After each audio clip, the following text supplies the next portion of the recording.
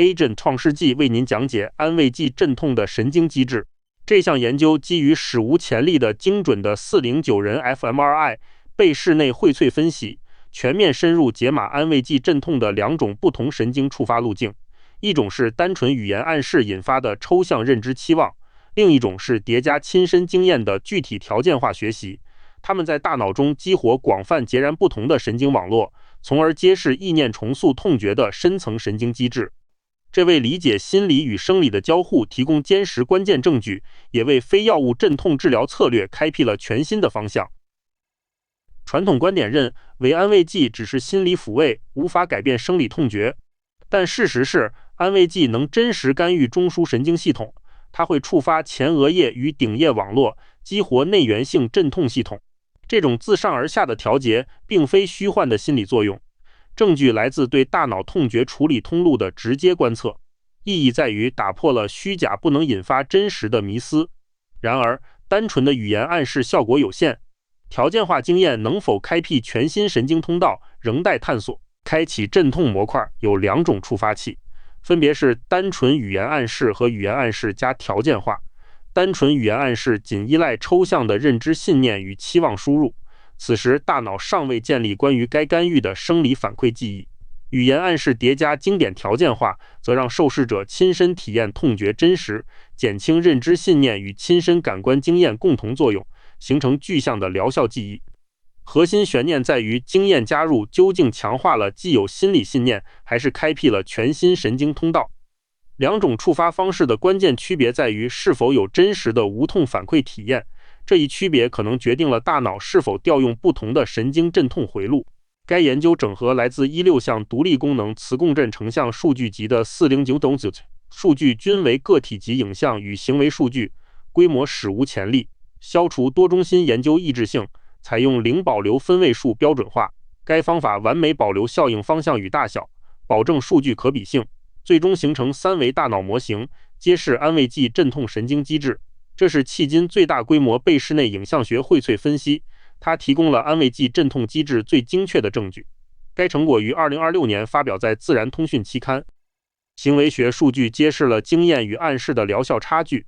单纯语言暗示的镇痛效应量为 0.37， 加入条件化后，效应量跃升至 0.74， 提升幅度高达 33%， 且统计显著。这一差异经年龄、性别与基线疼痛校正后仍然成立。镶嵌图进一步证实了两组分布的非重叠。条件化并非无意义的重复性操作，它直接让安慰剂的行为镇痛效果几乎翻倍。交集分析揭示出两种路径共用的基础镇痛网络，该网络包含2个方向相反的调控组成部分。第一个分支是额顶执行控制网络的激活，背外侧前额叶与下顶叶被共同唤醒，它们负责维持认知期望与自上而下的调控。第二个分支是痛觉相关脑区的深度抑制，脑岛壳核和初级感觉区均显著失活，物理疼痛的处理通道在此被初步遏制住。条件化并非简单放大信号，而是重构局部网络，它唤醒了处理自我经验的高级认知节点，这些节点包括内侧前额叶等回顾性区域。同时，条件化对感觉皮层实施更严厉封锁，这种封锁达到了绝对物理阻断的程度，而单纯语言暗示仅提供微弱的部分抑制。因此，条件化改变的不仅是强度，更是网络拓扑。重构后的网络赋予大脑更强的自上而下控制。条件化专属激活背内侧前额叶 DMPFC，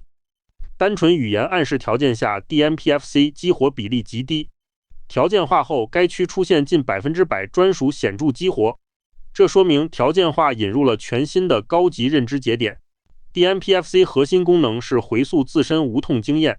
这种具象记忆让认知评估空前的笃定，所以条件化让大脑从期待未来变为回顾确信。专属增益解释条件化更强的自上而下控制。条件化经验实现了对底层痛觉信号的深度失活，只有条件化组中 S1 脑岛才显著深度失活。语言指导只能改变主观评价与忍耐力，亲身体验才能将原始痛觉信号拒之门外。这解释了条件化更强镇痛效果的来源。底层感觉通道的绝对封锁是关键机制，这一失活为疼痛控制提供了生理干预靶点。临床单纯口头安抚难以实现这种封锁。无论哪种策略，镇痛效果与脑活动负相关，关键区域包括壳核、杏仁核、后脑岛和丘脑，横轴为分位数，纵轴为镇痛程度，趋势向下，所有趋势线均指向相同方向，正时负相关。几乎无脑区的活跃能直接对应镇痛幅度，尾状核是例外，其活跃与镇痛正相关。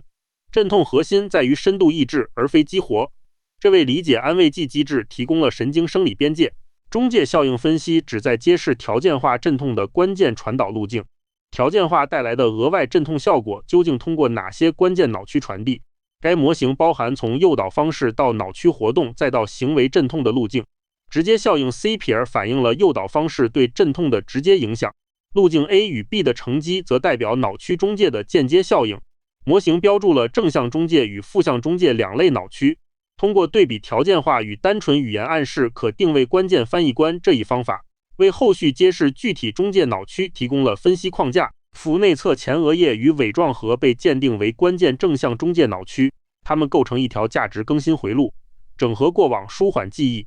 这一回路将抽象的口头指令升华为个人化信念。右侧尾状核的中介效应显著 ，A 乘 B 等于 0.45。腹内侧前额叶同样显著 ，A 乘 B 也是 0.45。两者 P 值分别为 0.003 与 0.022。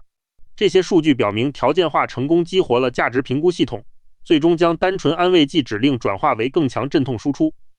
负向中介机制揭示了条件化镇痛的执行层。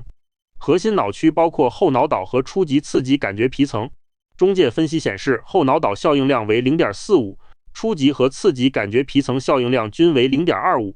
这些感觉通道的深度失活直接介导了镇痛。亲身经验越深刻，感觉大门关闭的越彻底。前额叶的价值更新需要底层执行来落地。条件化经验实现了真正的物理痛觉阻断，神经学疼痛印记直接追踪生理性伤害。刺激条件化组的行为镇痛增强精确对应了 NPS 的断崖式下跌，其斜率显著且 P 值等于 0.002。单纯语言暗示组的斜率则平缓且不显著。刺激强度独立印记代表心理与认知层面的调节，两组数据斜率几乎平行且无显著差异。这说明条件化的核心优势不在心理调节层面，而是在物理痛觉通路的精准物理干预上。贝叶斯大脑理论认为知觉由先验预期和感官输入共同决定。当抽象暗示与亲身经验一致时，大脑合成强先验语言，指导抽象且方差大，亲身体验具象且可信度高。两种信息在融合反应符中通过多元因果推断整合，产出的是低方差、